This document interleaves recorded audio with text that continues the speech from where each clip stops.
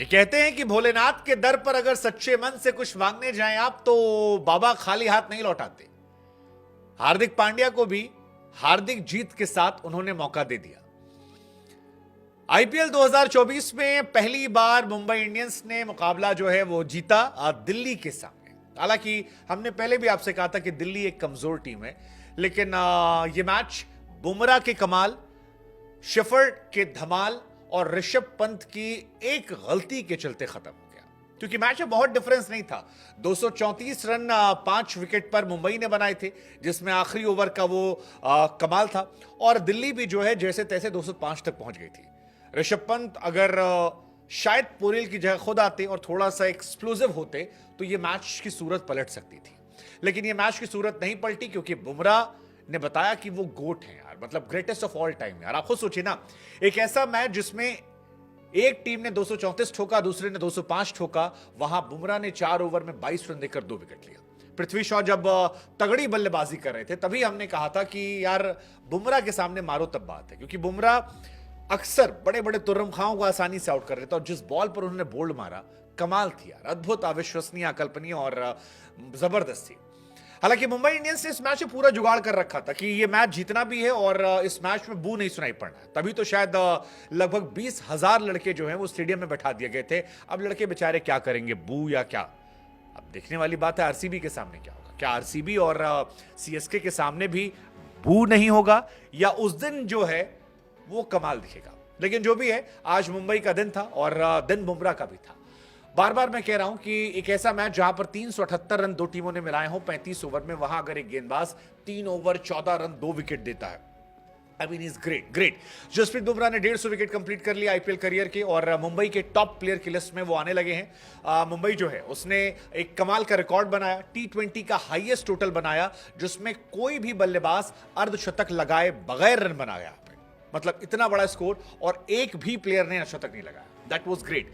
Hardik Pandya as a batsman आज उन पर क्वेश्चन रहा, क्योंकि 33 बॉलों पर 39 रन, 118 का strike, I mean that was serious question. लेकिन ऐसा लगा कि हार्दिक के सारे पापों को नीचे शेफर्ड ने धुल दिया, क्योंकि 10 बॉल पर 39 रन की जो उनकी पारी थी वो एक्सप्लोसिव पारी थी, और ऐसी पारी थी जिसके बारे में चर्चाएं लंबे समय तक की जाएंगी। तारीफ इस मैच में क्रिस्टियन स्टब्स की भी होनी चाहिए, क्योंकि दिल्ली कमजोर लग रही थी, दिल्ली के जो कंधे थे झुके हुए थे, लेकिन स्टब्स ने 25 गेंदों पर 71 रन बनाए, 3 चौके 7 छक्के, और 23 साल का लड़का जिस तरह से बल्लेबाजी करते नजर आया, हार के बावजूद उसकी चर्चा होनी चाहिए और उसकी तारीफ होनी चाहिए।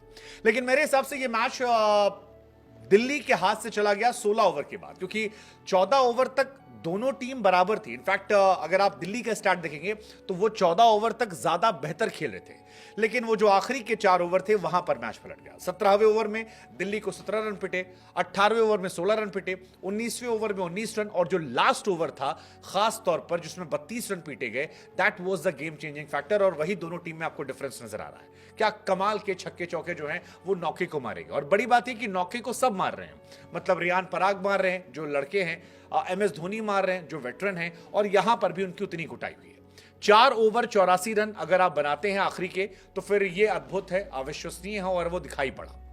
पहली पर चौका, फिर छक्का, फिर छक्का, फिर छक्का, फिर चौका, फिर छक्का। आई थिंक बहुत ही क्लीन हिटिंग थी, और इसी वजह से रोमारियो शेफर्ड जो हैं उन्होंने अपने नाम एक ऐतिहासिक रिकॉर्ड बनाया कि वो खिलाड़ी जिन्होंने कम से कम 10 बॉल खेली है उसमें हाईएस्ट स्ट्राइक रेट इन जनाब का हो गया है, जो शानदार है। रोमारियो शेफर्ड 390 का स्ट्राइक रेट था। इससे पहले जो बेस्ट स्ट्राइक रेट था 10 बॉल खेलकर कम से कम, वो पैट कमिंस के नाम था 373 का, एवी डिविलियर्स के नाम था 372 का, लेकिन इन सारे रिकॉर्ड से बेहतर रिकॉर्ड जो है वो इन्होंने बना दिया है। अगर आप मुंबई की पारी को डिकोड करेंगे तो पहले 15 ओवर में 138 रन थे। शुरुआत में रोहित शर्मा ने जबरदस्त शुरुआत दी थी, लेकिन ऐसा लगा कि रोहित शायद वो 1 रन लेने के चक्कर में अपना विकेट गवा बैठे। मतलब रोहित शर्मा 22 या 23 बॉल पर 49 रन थे, और फिर 3 डॉट बॉल और चौथी पर बोल्ड, वो 1 रन के चक्कर में उन्होंने विकेट गवाया। उसके बाद हार्दिक की वो स्लो पारी 15 ओवर में 138 रन, लेकिन फिर आखिरी के 5 ओवरों में जो आतिशबाजी दिखाई पड़ी उसके चलते मुंबई जो है उसका जलवा जलाल हो गया। आखिरी के 5 ओवरों में आईपीएल की हिस्ट्री में जिन लोगों ने सबसे ज्यादा रन बनाए हैं उसमें मुंबई का ये रिकॉर्ड सेकेंड नंबर पर है, क्योंकि आरसीबी 112 रन ठोक चुकी है, जो अपने आप में रिकॉर्ड है। एमआई ने 96 बनाए हैं इस मैच में और एमआई के ही 96 थे पंजाब के सामने, तो ये अपने आप में भी एक रिकॉर्ड है कि मुंबई इंडियंस में दम है।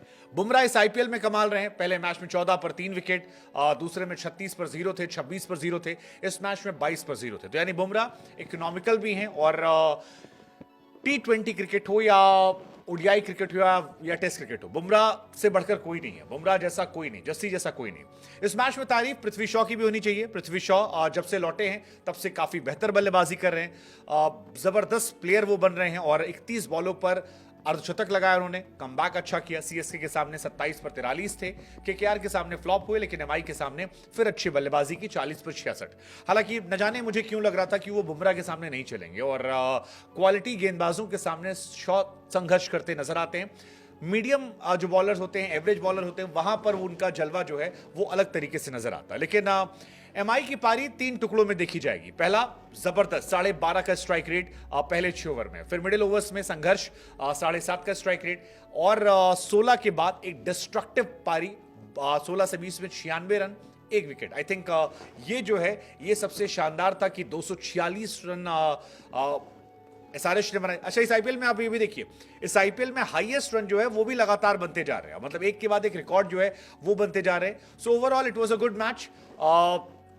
200 प्लस के मामले में भी मुंबई जो है वो थर्ड पर पहुंच गई है। सबसे ज्यादा सीएसके ने 29 बार, आरसीबी ने 24 और एमआई ने 24 बार बनाए। लेकिन आपको क्या लगता है कि इस जीत के बाद ये टीम ट्रैक पर आएगी या अभी जब आरसीबी और सीएसके से मुकाबला को देखना होगा? मुझे लगता है कि अभी भी मुंबई के चांसेस हैं अगला मैच भी जीतने के, क्योंकि आरसीबी की हालत भी काफी खराब है, उनकी टीम भी बैटिंग ऑर्डर काफी कमजोर है, बॉलिंग तो उनकी हमेशा से खराब रही है। सीएसके वाले मैच में मुझे लगता है कि देखने वाली बात होगी कि क्या सीएसके के सामने मुंबई इंडियंस जो है वो जीत पाएंगे, क्या हार्दिक पांड्या को लेकर जो आज बू रोका गया था वो अगले मैच में भी रुकेगा?